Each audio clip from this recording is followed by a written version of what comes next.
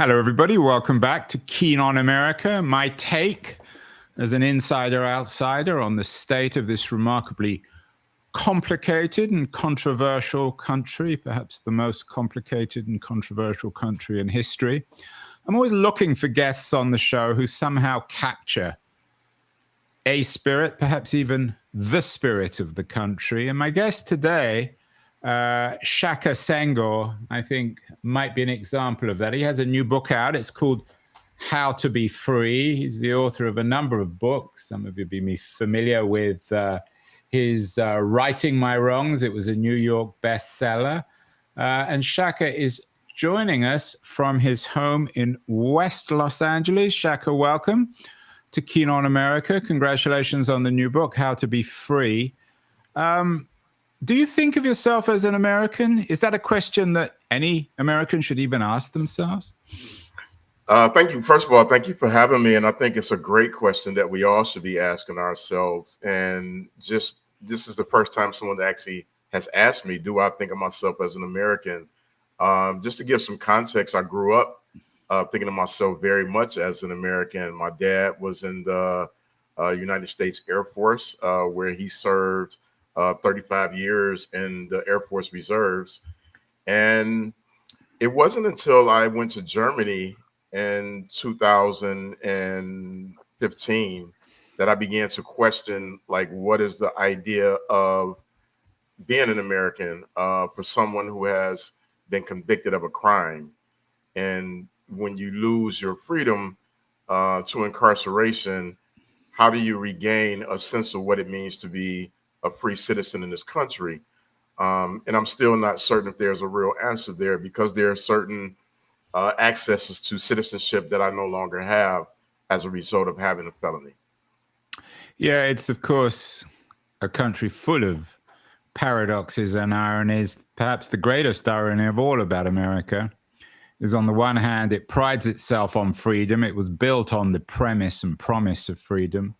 On the other hand, I think it's a country now still with the largest criminal prison complex in the world. I think it rivals the Chinese. So it's both very free and very unfree. Your own story, Shaka, is intimately bound up with this. For people who aren't familiar with you, tell us how you experience the American criminal justice system.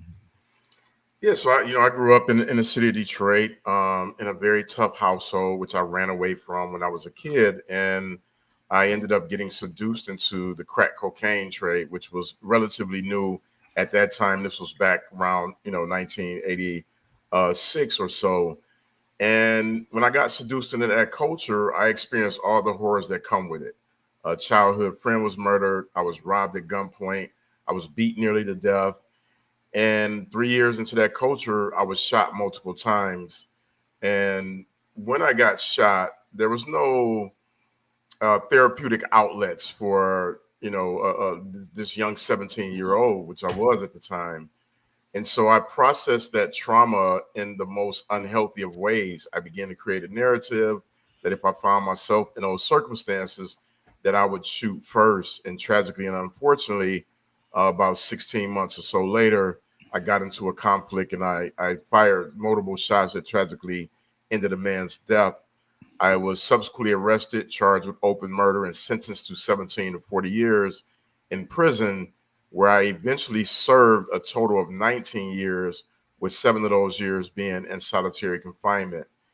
And after that sentence was served, I was released back to society 15 years ago. So I've been free now for 15 years, free from prison for 15 years, but not free of all the consequences of being in the judicial system and having, an experience that I wish, if there was a magic wand I can go back and undo, I would. But unfortunately, that's not how life works out. And so I've been navigating, freedom post incarceration for the past 15 years. Yeah, and your new book is called How to Be Free, a proven guide to escaping life's hidden prisons. We'll get to those hidden prisons later in the conversation, Shaka. They're not always formal prisons. But what did you learn about freedom in jail, the actual jail time that you spent? You said, how many years did you say you were in jail? So I was in prison for a total of 19 years, and 7 of those years was in solitary confinement.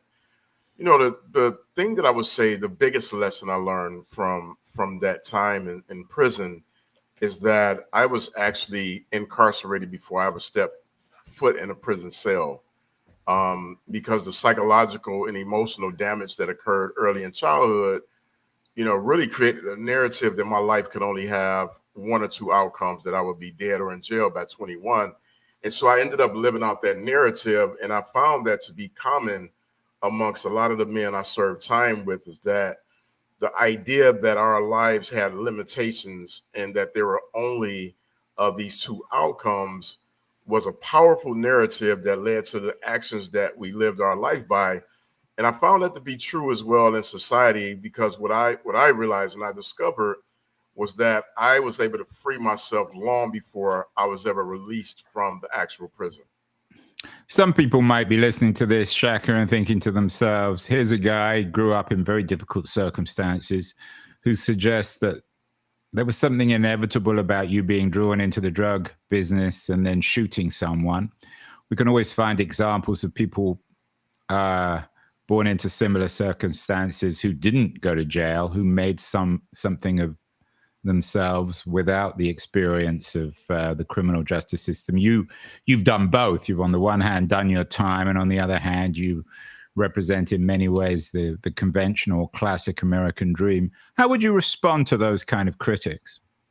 Yeah, what I've come to understand, living a life that's very public, and it comes with a ton of criticism. It comes with a ton of very binary ideas about what they think of someone who comes from those circumstances.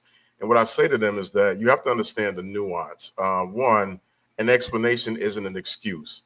What I try to do is give people the full picture, as opposed to the 1 minute snapshot of a 30-second decision that I made at the age of 19, and it's ownership, right? Like I'm completely responsible for that decision. The time that I served, that was the time that the judge handed down, and I accepted that responsibility and everything that came with it. But I can only tell you my story and my experience and how I internalized the traumas that I navigated. And I've seen other people go through those same traumas and come out on the other side with a different outcome. And that's the complexity of what it means to be American. That's the complexity of what it means to be human, is you can put many of us in the same circumstances, and as many people you put in those circumstances, you will produce the same amount of different results. So I don't really give too much attention to critics, because at the end of the day, it's their personal opinion, and everybody is subject to have one. You could always shoot them, Shaka. I'm sorry, but rather poor joke there. But it's all good.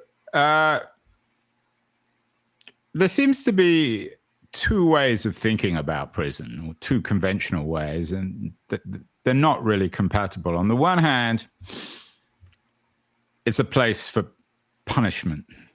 That you shot someone, you killed someone, presumably they weren't entirely innocent, but they certainly didn't deserve to die. So you needed to be punished for that wrong. On the other hand, prison is a place of re-education, of recreation. I'm guessing your view of prison falls into the second category. Was your experience, though, more in terms of the first way of thinking about prison, just as a way of punishing you? Yeah, so we have a very complex prison system here in America. Every state has a different system. So we have over 50 systems. We have a federal, state by state, and everybody is at different, on different ends of the spectrum when it comes to whether it's punishment or rehabilitation. I am really fortunate, right? I was lucky. There's the stories that we talk about when it comes to luck in America. If you're lucky to be born a certain race, there's opportunities that exist for that. If you're born in a certain zip code, there's opportunities. If you're born a certain gender, so on and on it goes. The luck of the biological or environmental draw. For me, my luck, which I emphasize very clearly, is that I was literate before I went to prison. The average reading grade level in prison is third grade. And so because I was able to read, I was able to turn my cell into a university. Without that ability, I'm not sure that I would have been able to transform my life. And so it wasn't a reflection of the prison, which was very punitive back when I went in. I went in 1991, before a lot of the criminal justice Yeah, reform took which place. prison were you in? So I was in Michigan. I spent, out of the 19 years, I served time in 11 different prisons in 5 different security levels. So from the highest security level, which is solitary confinement, all the way down to minimum security, which is the least restrictive. But for me, it was punitive, but I was able to turn it into restorative because of being literate and having great mentors inside, which I think is key for anybody's transformation. It's not a solo journey. You really need support. Yeah, it's interesting you talk about literacy. We got an upcoming show with somebody else who served in prison, who learned to quilt in prison and sees that as their path in a way to set reinvention and freedom. So I'm guessing for you, Shaka, it's not just maybe writing, it's creativity. It's being able to do something, write, paint, read, something that enables you to build yourself, to mature yourself, to reinvent yourself.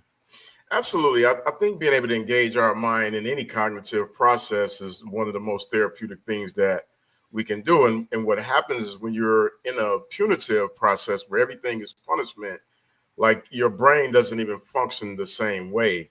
And I say it because I've actually experienced it, early in my sentence, the shock of being in such a brutal environment. Like it was hard to imagine a life beyond that environment. But once I awakened my mind to the power of literature to kind of take me away, and sometimes it was fiction, being able to escape into those other worlds. And then for me, the writing process was very meditative. And I didn't start off writing books. I started off journaling. And that journaling allowed me to get super honest with myself, super real, accept responsibility for the decisions I had made, be accountable for the rest of my life, take charge of the future that I wanted to imagine. And none of that would have been possible without being able to create or use the written word as a meditative therapeutic process. And you write about this, excusing the pun, in your first book, Righting My Wrongs, Life, Death, and Redemption in an American Prison, which was a big hit. Is this proof? I want to come to the How to Be Free, your new book, in a second, Shaka, but is your narrative and this book and its success and your success really examples of the way in which the American dream, or at least the American promise, still exists? Some people have suggested that it no longer exists, but are you a model in a way for the American dream? Yeah, I think so. I mean, I think one of the greatest things about this country is that you get an opportunity to create your own luck. And sometimes that luck comes through the filter of hard scrabble backgrounds. But nevertheless, if you have that, ambition, desire, goal, and you can see the opportunity, you can lean into it. Like I didn't just wake up one day on the New York Times bestseller list. When I got out of prison, I hustled books out of the trunk of my car. I would go everywhere people were, parks, neighborhood bars, local hangouts, and I would just sell books. And to me, that's the cornerstone of American entrepreneurship. It's the cornerstone of the American dream, that you can, really dig yourself out of the hole. But you need support. You need care. You need a certain type of resilience. For me, I think that resilience was built by going through the most difficult of circumstances, and it's created the most incredible opportunities. And I seize those opportunities. Now, I won't sit here and make it seem like it was easy. I started writing 25 years ago. I wrote my first books while I was incarcerated, and I ended up writing Right My Wrongs because it was, as much as it was my story, it was the story of the men who I served time with, the men who mentored me, the men who guided me to books, and their childhood and our experiences, and how, when we look at what's happening in the society now, it's not a race thing. At one point we kind of leaned into criminality as, something exclusive to young Black inner city kids. And what I've grown to see, especially with fentanyl and opioids and the explosion of the prison system, is that this is a pandemic that affects and impacts all of us. And so, yeah, I think it is very much the American dream is that you can, pull yourself up from the dregs of society and achieve, whatever you're willing to work toward. Yeah, and of course, Alexis de Tocqueville, who I often refer to in this show, the French aristocrat who came to America, wrote Democracy in America, still perhaps the most influential and revered observer of America, came originally to see the American prison system, which at the time was perhaps more enlightened than the European model. I think the reverse is true now. So you've written these books, Shaka, on your experiences in jail, writing my wrongs in particular, and letters to the sons of society. But your new book kind of turns everything on its head. How to Be Free, a proven guide to escaping life's hidden prisons. Now, you're a man who spent a lot of his life in prison.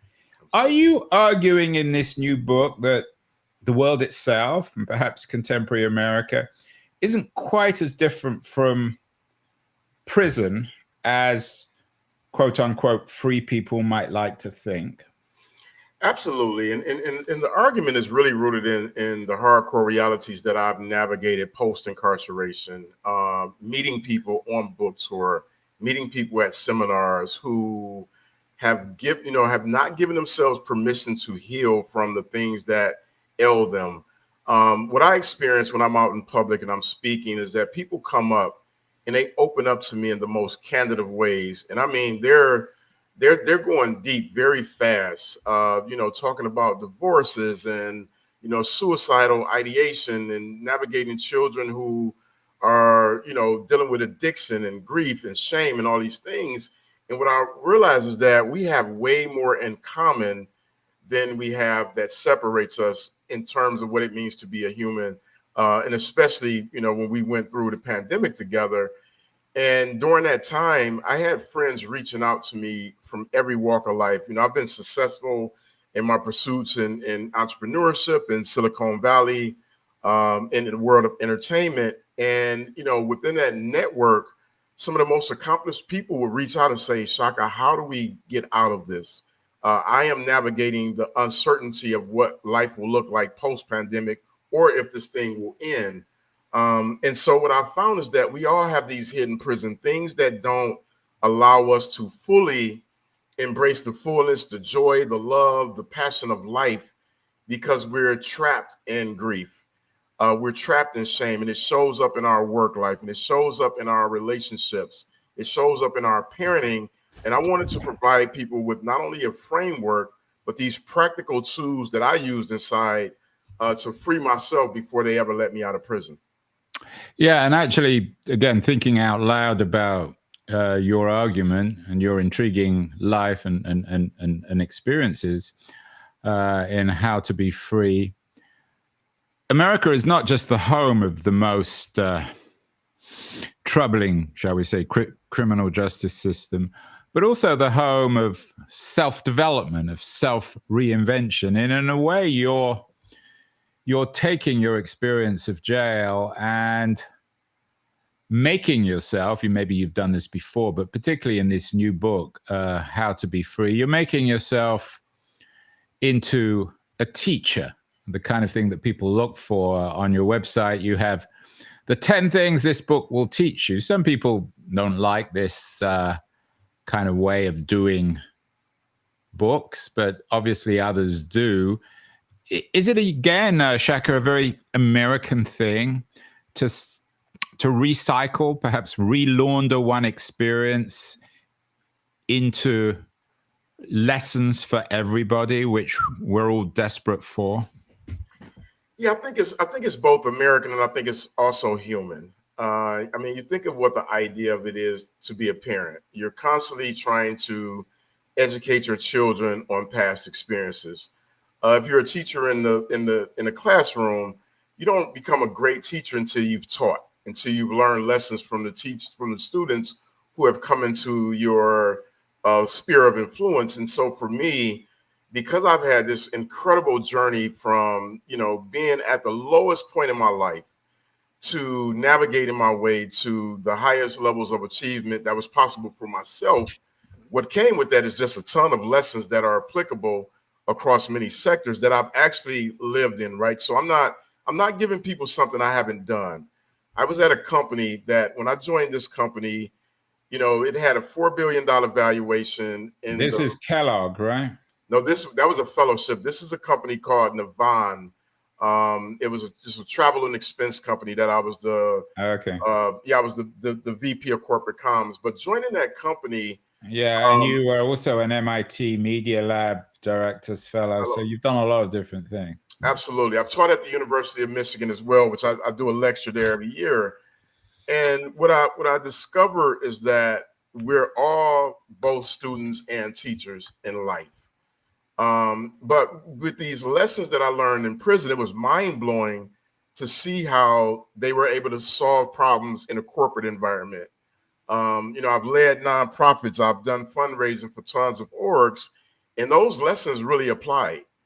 And that to me was when I was like, hey, I want to share this with people and give them the agency over their lives that they're really clamoring for, but also do it in a way that's authentically a lived experience and not me just kind of pulling something out of the kind of ethers and saying, here, take this stuff that I haven't applied to real life. So as you say, you were a VP at Navan, which is a travel platform. You've been involved with MIT. You've given a number of popular TED Talks.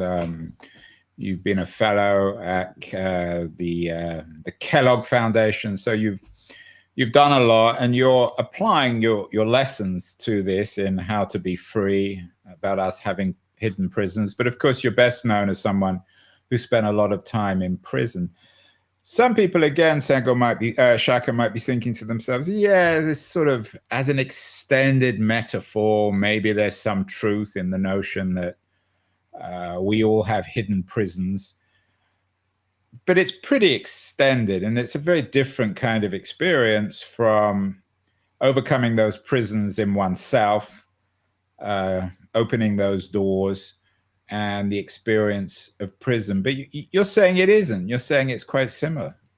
Absolutely, and I say this again, because I think this is the part that sometimes with personal development and self help that gets lost, is that this is a real lived experience. And what I can tell you with certainty is that about 70% of people who are incarcerated return back to prison. Yeah. The average reading grade level is third grade. The trauma that one experiences in that environment is very hard to heal from. The work that I did on my personal journey is the difference between me sitting here having this conversation with you and me dying in prison. And that's why I know that the prison is beyond the bars that hold you physically. And it's the deeper bars that is inside of our minds, inside of our hearts and our spirits, that are the real things that we have to break free from. And once I went on that journey, like, I knew that I would never be captive in any way, physically or psychologically, because I really understood the mechanisms it took to free myself up to even think. I mean, think about this, Andrew. I'm in solitary confinement, 23-hour lockdown in the most barbaric of environments. When I have this idea that my life can be different, the things that I live today are things that I wrote down before I ever knew if I was getting out of prison. That was the liberating force of journaling and meditation and mindfulness. And because I live what I wrote down and I still have those journals to this day, that is the proof that it was important for me to share with people, is that I'm not just giving you some anecdotal thing that has no real life application. I can tell you with certainty that the prisons in your mind are tougher than any prison cell block in America. And that the suffering from trauma, from grief, from shame is just as intense as it is when you're locked down and you're unable to physically move. And that's what this book offers, is a unique insight from a lived experience that comes with wisdom that has led me to a whole different space in the world, based on an idea that I had was possible for myself over 25 years ago. So in the book, there's a lot about meditation and mindfulness, the other terms which are often very much bound up in our self-help industry and how to develop the self. What's missing, though, or what seems to be missing from your narrative, which one often finds in these kind of American narratives, is God and religion. Is there anything there, or is that the wrong door, shall we say, Shaka, to take? No, I don't think it's the wrong door, but I can only give you the honest doors that I've walked through. I'm a very spiritual person. I believe that we are all connected, energetically, spiritually. And I think the way that we frame our religious beliefs are just unique to us culturally. And to me, that's of lesser importance than the actual spiritual connection we have as human beings. And I didn't want to get lost in a thing that's not true for me.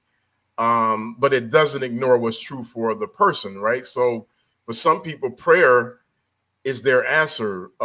Scripture is their answer. For me, life is scripture. When I'm out in the in nature, I am amazed and astounded by the incredible, powerful idea that the sky is infinite or that we haven't explored the fullness of the ocean. When I go and spend time out there, on the beach and I'm looking off in the horizon, but that's my spiritual belief, which was important for me. But I think that religion, spirituality, wherever one arrives at that brings them to a sense of deep connection with themselves and others, I think those doors are equally important. The other thing that distinguishes America from many other countries, particularly in Western Europe, Australia, Canada, is its weak state, its absence of public services, which may be why your kind of narrative about teaching people how to invent and reinvent themselves is so popular. People don't have anything else. What about the role, though, of institutions, traditional institutions? Schools, I mean, family it goes without saying if you're lucky enough to have family. The government.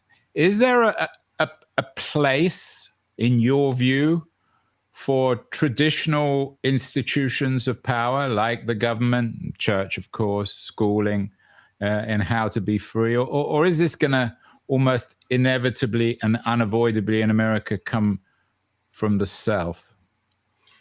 I think it's a mixture of things, right? When I think about the schools that I go and mentor at, the schools that get it right, they recognize that when you're educating a child, you're educating a whole human being. You're not just teaching them the basics of math and history and all the things that are important part of your learning process, but you also are teaching from a experience of realizing that all these kids come with different environmental factors, different family structures, etc. And I think there is a role within society to where these institutions should play the most, one of the greatest complementary roles to the family in the raising of children and ensuring that citizens have the support necessary to actually live what is the American dream. And I think in fairness, what has happened is that we have a blind spot as well as a sore spot in America. And our blind spot is that we don't like to get honest with the differences that exist from community to community. The school that my son goes to is dramatically different from the school in the community that I come from. Those are just the facts. And so the expectation in terms of access to opportunities is very different from inner city schools with meager resources. So I think the government, if we're going to be honest about what is happening in America, has to have some type of responsibility when it comes to where are we allocating resources and how are we not trying to make it seem as if everybody has a fair start. This is factually not true. And I think the sore spot is that we have dealt with race in a very binary way. It's an either or proposition, as opposed to there's a lot of nuance that comes with culturally what it means to be an American. And we just need to say that out loud, and we need to practice what we preach, because freedom from a citizenship standpoint, means that we can have honest conversations. It means that we can have conversations that aren't always the most comfortable. And most of us probably do it in our personal life. It's more the public life where we get kind of lost into all these superficial arguments that ultimately doesn't lead our country in the right direction. Finally, Shaka, what's your take on the state of America in August of 2025? Your new book, How to Be Free, talks about a proven guide, or promises itself as a proven guide to escaping life's hidden prisons. America, of course, in the late summer of 2025 is a very controversial place run by a very controversial administration. It's divided particularly between people who are legally in this country and those that aren't, and the prison, shall we say, established between these two. Are you optimistic about the America of August 2025? What would you like to see changed?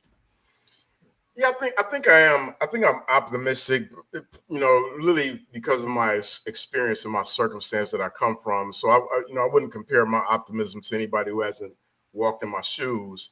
But what I'm really optimistic about is what it means to actually be human. And I think this is our greatest opportunity to lean on each other in a meaningful way. I personally don't get too lost into the politics of the country. It's not my background experience. I've worked with both both parties on criminal justice reform work, which I've done literally for the 15 years I've been out of prison. I've helped pass policies and bills, and what I've found is that on those core issues, there's a lot of similarities in terms of what people believe. Oftentimes, we may not be in agreement of how we get there, but I can say I've saw glimmers of hope that we can work together to reduce, the prison population and to ensure that people have the tools needed to re-enter society as assets instead of liabilities. So that gives me a glimmer of hope, is that, that work will still be done. Tough circumstances, I think, brings out the best in people, or the worst. And in prison, I got a chance to see that firsthand, how people would rally around each other during their toughest moments. And I think that is true for this opportunity we have, but we got to see it as an opportunity. And that takes courage, and it takes different type of conversation to take conversation that steps a little bit out of the politics and leans more into our humanity. And I think the more that we do that, the better opportunities we'll create for ourselves and others. And perhaps it requires a conversation with an American like Shaka Senghor, the author of a very intriguing new book, How to Be Free, another one of his remarkable life lessons. Shaka, congratulations on the new book. Love to get you back on the show, because you're a man who, perhaps more than many others, are honestly reflecting on your life and the history of this unique country. Thank you so much. Thank